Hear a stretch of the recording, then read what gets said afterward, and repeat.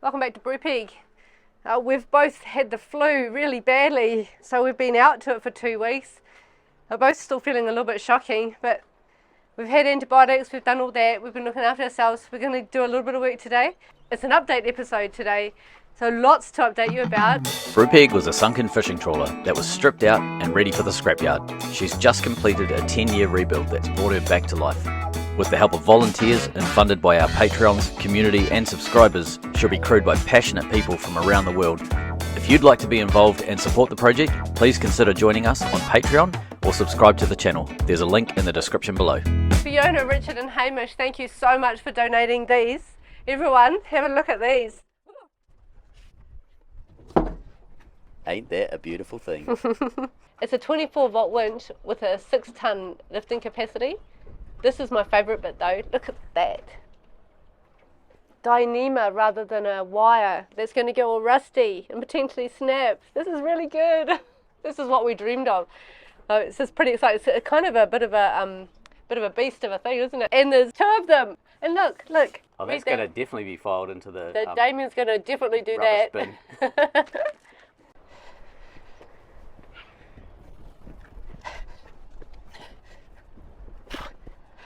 It's only a slight size increase. It's not always about size.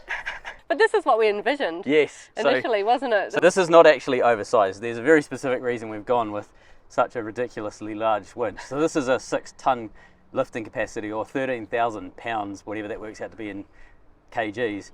But it's not about how much they can lift. The wings don't weigh much. They weigh 400 kgs. Anyone who's wondering what wing means? The stabiliser wing down the back there, that thing down the side. Yep.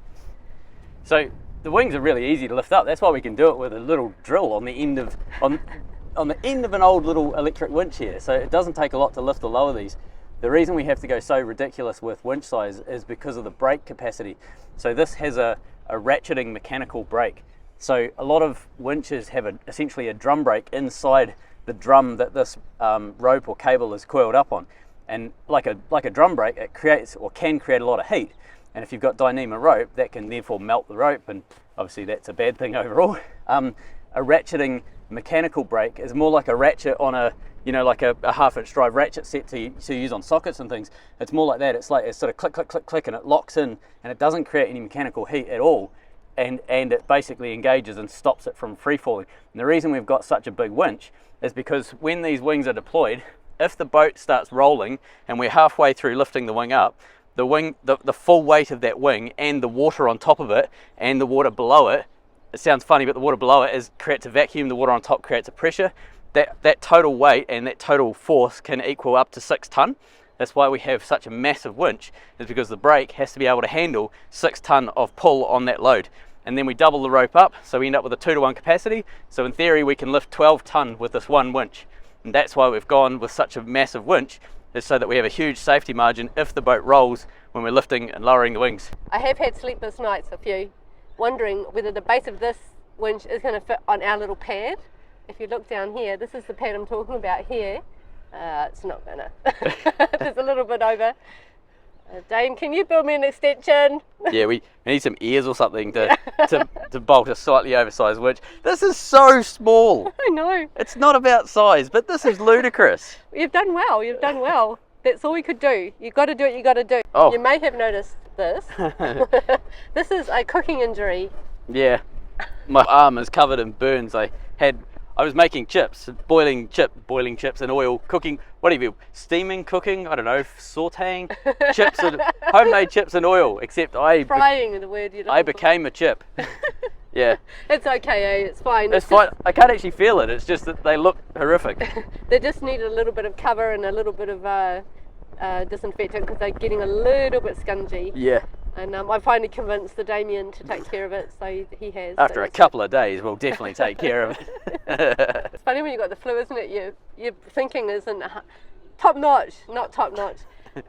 By the way, I mentioned antibiotics before, and it's because of my health issues you'll know about. I have ongoing infections, and just taking off the edge of all those sort of bacterial infections with the antibiotics gives my body a bit of chance to deal with the virus. Of course, antibiotics don't work with the virus, so feeling much better now. The other ones are kind of push at the back a little bit, and I'm feeling better. It's a horrible thing going around. RSV, it's going around, so just make sure that you're a bit careful. I just noticed the machining on this. It's very, this is a moment for me. I'm getting to know the new winch. Dame was just standing there doing that for a little while. I feel like Barry Whiteley. Bow, bow, bow, bow. So this is our spot, guys. This is our spot, everyone. It's coming up to Christmas. We're almost on holidays, and it's just gorgeous. Overcast and a nice breeze. Not great for flu, but really lovely to work in. Sort of overcast, and there's a bit of a breeze, like a southerly breeze, like a colder breeze. So the temperature's not our normal, like low 30. Right now it's sort of, it fluctuates anywhere between maybe 24 and 27 degrees in the day. It's like a really comfortable temperature. If you're wondering what these are shade cloths that we used to use in the yard a lot. We pulled them back out because the cat was really upset and depressed one day. She'd had a bit of a hard time about something, and she loves lying under them when it's really hot, and it was so hot. We just had so much power, we didn't need the solar panel, and she just climbed all over them and under them. She slept under there, and I slept under there with her. She loved it. So we rolled them up because we just need a bit of solar power going on at the moment. The dinghy sort of sits over here.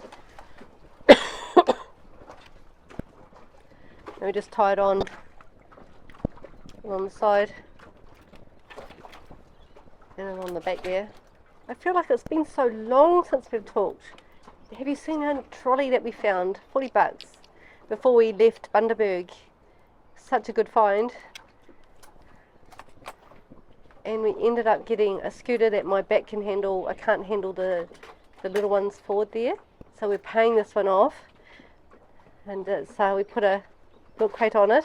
It's a seat and it's soft wheels, so it's air rather than hard, and I can sit, so I can handle that. My back was starting to really get bad and my lungs, so it's just finding ways around things.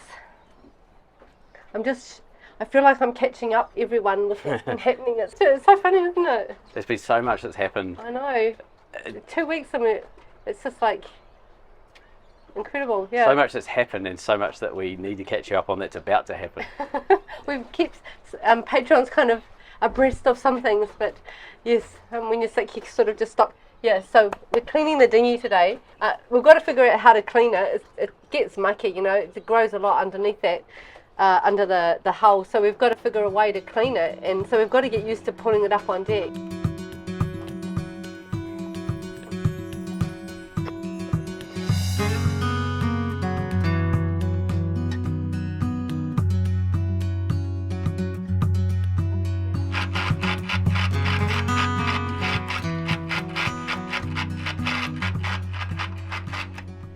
Doesn't sound the best, does it? Sounds awful, doesn't it?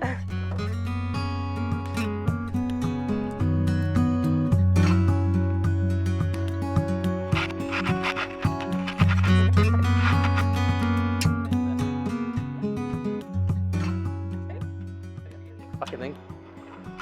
Okay. Did it work last time? Yeah. The old winch has finally stopped working properly. It won't easily go up. We have to push the drum to start it going in the correct direction. Then it works.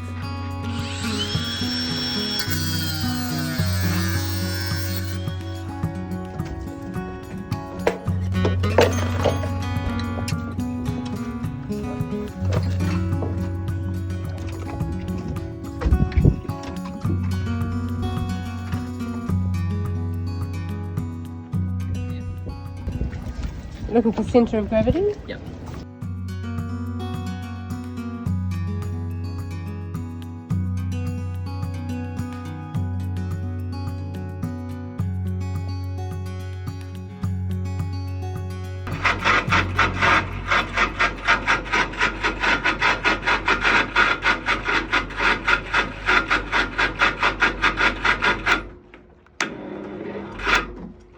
Quiet for a Saturday.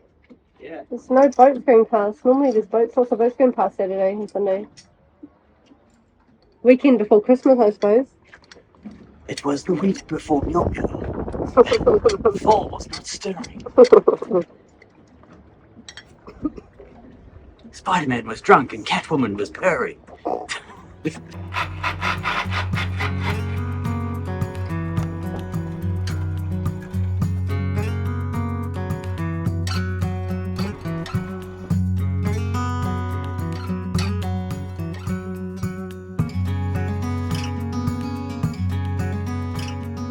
Okay, as we come in, we'll just gently ease, like maybe like an inch at a time. Just go down a bit. Another one of those. Double that. That's good. Do that amount each time. Okay. I'm just going to get this out from underneath it. Yeah. Oh. I love the way you're attached to the table. Can I Yeah. just get a shot of that? That's hilarious. If you just follow this line down, you'll see it's attached to the table. That's why we over-engineer Everything. We thought you might like a bit of a close-up. A lot of growth. It came off really easily and so different from what we're used to in the Burnett River down south.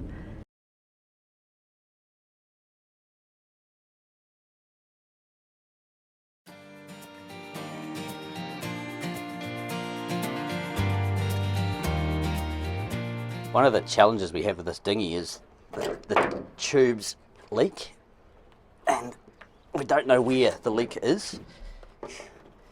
We've had a few good goes at actually trying to find it, but it's just a really difficult one to find.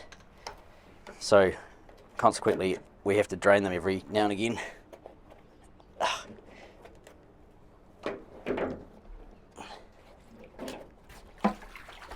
There you go. Told you it was little.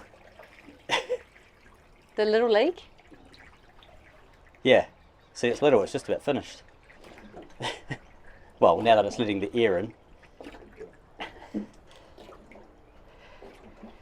I think I know why it was almost like underwater.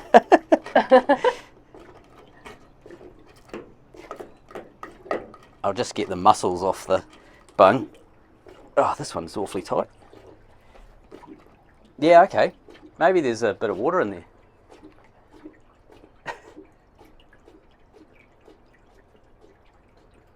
Would it be a good idea to open the other one? Just Yeah, I can't get the blooming thing open. It's I need to get my special bung openers.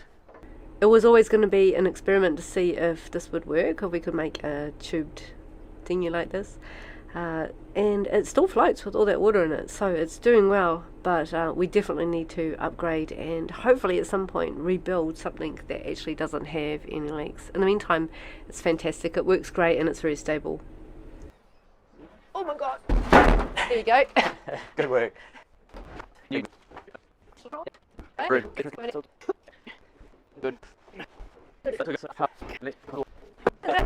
Yeah. Man, there's some growth up here. Bloody hell, that's a whole nother level. Yeah. It's kind of gross looking too. There's like growth like actual live little monsters. Let's try and scrape them whole and get them in the water, eh? Yeah, gosh, there's some bloody... I'm just going to go with coral. We're actually growing coral. Luckily, comes off very easily. But look, we have live little worms and other monsters.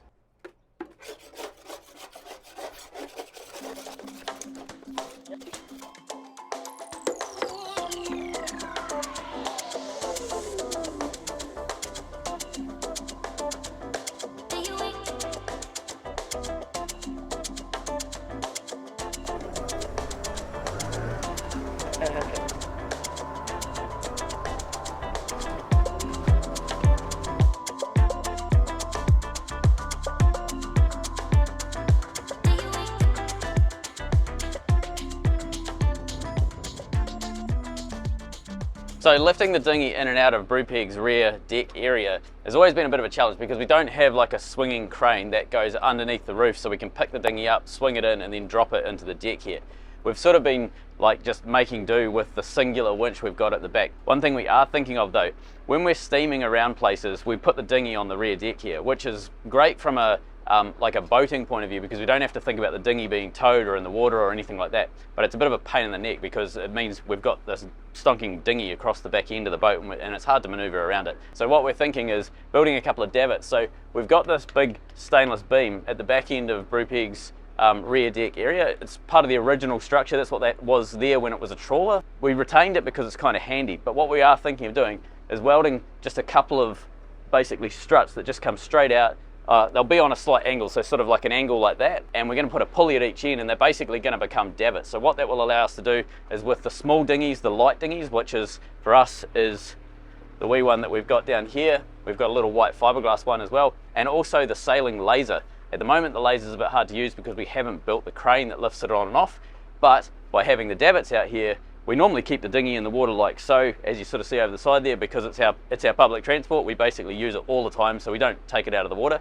But we want to be able to use the laser more, so we're thinking putting the davits will allow us not only to be able to use the laser and go sailing, but also when we're going between sort of ports and we're doing coastal cruising, we can just lift the small dinghy up onto the davits and basically get it out of the water and off the rear deck. When we go between countries, when we're doing ocean work, we'll probably still bring it up onto the rear deck because it's just safer and it's more manageable. We are still going to be building the crane up on the top of the wheelhouse area because that's for our main dive tender that we need. We still need to purchase a big dive tender, but it needs to live up on the rear roof behind the wheelhouse, and it also will help us lift the laser on and off because we will still be keeping the laser up on top of the wheelhouse. It's a great spot for it. Some exciting news about crew. So we've run interviews and so on to look for some new crew members to come on board Brupeg for the next part of our journey. You'll meet him soon, he's coming on board.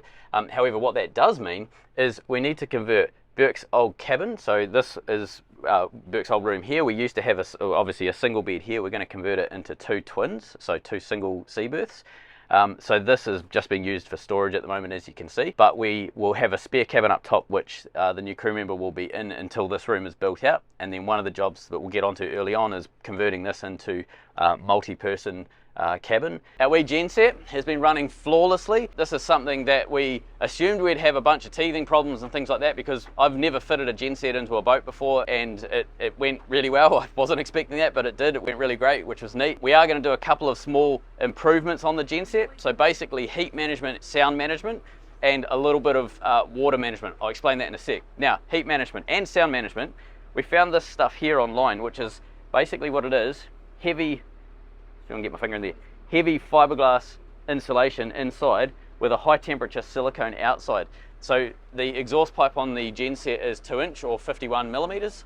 This is, I think it's 55 or 56 millimeters, something like that, but it's basically designed to slide over a 2-inch pipe.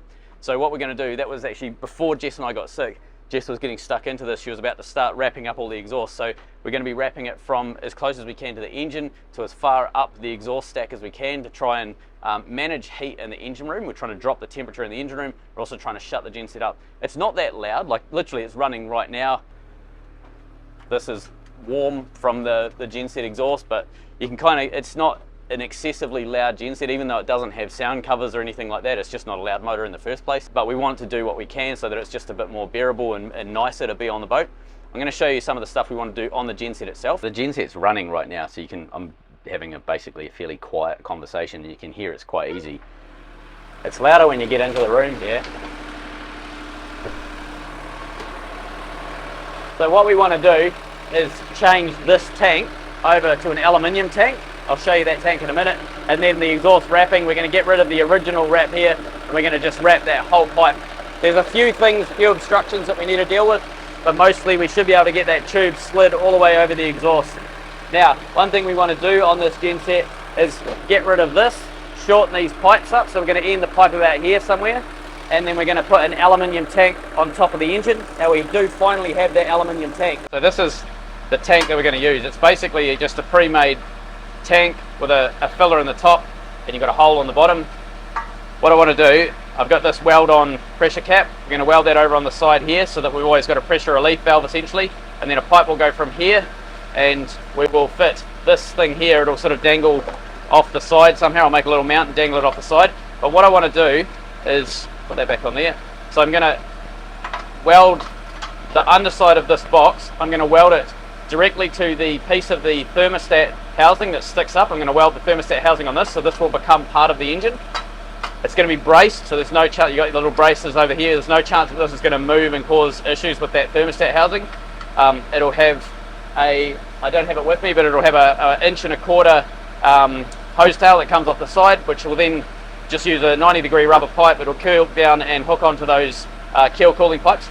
The point of doing this is basically to take the weight of this water, this coolant, which is maybe 2 kgs or what's that, probably roughly 4 pounds, maybe 5 pounds with the metal and everything. So take that weight off the top of those cooling pipes, because when you're at sea you can get a bit of momentum with those pipes. If I can put it onto the engine and brace it better, it just makes everything a bit stronger and a bit safer. One last thing we want to do in the engine room, we're going to be upgrading Brupeg. So this is a prototype board, something that's basically been cobbled together with off-the-shelf parts. We've been running it, Duncan's built this, and we've been running it for about maybe 3 years off the top of my head. It's worked fantastic. For what it is, it's worked absolutely fantastic. We've had a couple of issues, but normally that's because of the limitations of running like a prototype board. That's all going to end. Duncan has designed and printed and had manufactured a board that we're going to be using. So this is going to be our what we call our production board. This is all prototyping. We're going to be installing our production board very soon, which gives us a huge amount of capability. It also gives us the ability to start controlling our veggie oil system, so to allow us to convert Brupeg to run on vegetable oil. So as you can see, it is a wee bit loud in the engine room itself, but once you're out of the engine room and the rest of the boat, I'm literally right next to the door to the engine room here. It's really not that bad. It's a pretty manageable sound, but it's going to be nice to be able to knock that down a little bit more. So the new Brupeg board won't necessarily change a lot of what's going on up here. It'll look pretty similar, but what it does do is it gives us a huge amount of capability. So we have the ability to see things like the grease levels, like how the greasing is actually going, the automated greasing. We can see things like veggie oil, so we can only run veggie oil on certain parameters. We can see all of that from the dash up here with this new board. Things like air pressure, so in our air cylinders for when we eventually convert over to air start, we'll have the ability to see that. All of this is not possible with the old board. The old board was just, we were getting too limited by its restrictions, and there's nothing that Duncan could program us out of. It was basically, in a lot of ways, it was a hardware restriction, just physically running out of ports. So we were choosing, okay, we don't need that temperature sensor, we'll lose that, and that way we can see fuel and other things like that. We won't have any of these compromises with the new board, so it's going to be a huge upgrade for us, something that we've been really looking forward to for probably about 12 months now. One really exciting assignment that we're working on at the moment is a possible project in Indonesia towards the end of next year. It's anywhere between a 1 and a 3 month project, depending on funding, depending on like what happens with the project and the scope and everything like that. What they're looking at doing is coral reef mapping, so 3D mapping using photography and a lot of software to create a 3D model of the reef underwater. There's a lot of damage happening to the reef with boats turning up and anchoring. They obviously don't want to damage the reef, they want to protect the reef. So what one of the projects might be is actually creating and laying moorings within the reef. So creating large concrete blocks, loading them onto Brupeg, taking them out, dropping them down with the help of divers, placing them in the reef so that they're not going to damage the reef, but also having buoys and everything so people can tie onto them, but it's not going to ruin the reef going forward, so they can start to manage the area and protect the resources and protect the coral reef better. And the third component is technical diving, so using Brupeg as a dive tender, so not diving off a dinghy, literally diving off Brupeg and coming back on board Brupeg. So to do that, we'll need to create essentially either a diving platform or a diving elevator, so you can go up and down with divers in the gear. The reason being is because it's technical diving, so it's up to 100 meters deep or close to 300 feet, so really deep diving, nearly 3 times the depth of most deep recreational diving. So really specialized gear, really skilled divers, that sort of thing. These guys will be mapping some of the deeper corals and things around this particular area in Indonesia we were looking at. So really exciting, and the reason they want to use Brupeg is because of her capabilities to stay out in some of the rougher, more challenging weather, and that's where these technical divers need to actually be operating in. So pretty cool project that we're working on at the moment. We'll let you know more. It's actually through one of our Patreons that let us know about this, so really awesome to have our team sort of like really get behind the boat and start finding projects that we can really get our teeth into and work with. So as soon as we know more about that, we'll let you know. Lots of little jobs to do as we go along. We need to replace the toilet pipe downstairs that's actually permeated through it. Apparently you're supposed to change them out every 6 months. I think ours has been in there for a bit longer than that. And behind me we've got some insulation. It's fire rated, so we need to get this into the starboard forward cabin. The roof isn't done, and we need to do the galley. Finally, the galley that's been without insulation all this time. So we've got to do a wee bit of touch-up painting and sanding, cleaning, and then we've got to get this done. So that's a job that Dame and I are going to work on soon, because with new crew coming on board, with heading north with more heat and all of that, we need to get more management around heat on the boat. So how does one get a laser from the top up here down there? One builds a crane. Robert and Sharon, thank you so much for donating this lovely crane off your boat with your rebuild. So we've got to get this in, because we've got to be able to get stuff on and off the roof. We've been putting it off, but we're going to get to this as well. But we wanted to update you about a potential project happening in the Pacific. We'd been working through all the logistics with a group of organisations, doing some coral mapping and a few other things. In the Pacific, not far from Samoa, it was looking like that's where Brupeg would start moving. but the timeline didn't work. We were so excited to work with them and them with us, but the timeline, we just couldn't push that hard. We wanted to avoid the really dangerous area in cyclone season, which we would be crossing to get to the job on time. So we decided to put safety first, and it was just too hard to get everything ready to go. It would involve having 9 people on board, 6 researchers and crew. We're assuming 3 crew. So to get everything ready to go safely, get across cyclone season, a really difficult part of the Pacific, we just couldn't. Hello, darling. That's off the books. Thank you so much, James, for inviting us to look at that, and we hope it goes really well. Anyone who doesn't know, we're moving from where we are now, Gladstone. We're going up the coast, and we're stopping in at training ships along the way with the Navy cadets, and we're just taking one training ship at a time, making sure that everything works out for each group of cadets. And we're making our way up the coast right up to Thursday Island. And from Thursday Island, we're going into Indonesia. And Damian's already talked to you about the amazing job assignment that we might be doing over there. We're so excited. And on the way up, of course, into the Great Barrier Reef, where, you know, one of my particular dreams, going up the coast and going through the Great Barrier Reef, spending time there and investigating that and filming it, and taking you with us as much as possible, going out into some lagoons and so on, and make our way up the coast. We can't wait to see that part of Australia. I just can't wait to see it and see a crocodile up close, hopefully not too close. And of course we're looking forward to Duncan and Julie arriving in a week to spend New Year's with us. We're going to be quiet over Christmas, resting, getting well, and then Walur, and then we're going to enjoy having some time with Julie and Duncan. Long overdue. Thank you everyone for an unexpected and amazing year. It's been just incredible. Thank you so much for all your support. Have a lovely holiday, Christmas, and take care of yourself. You got eyes like summer sky. If you're smart, could kill or die.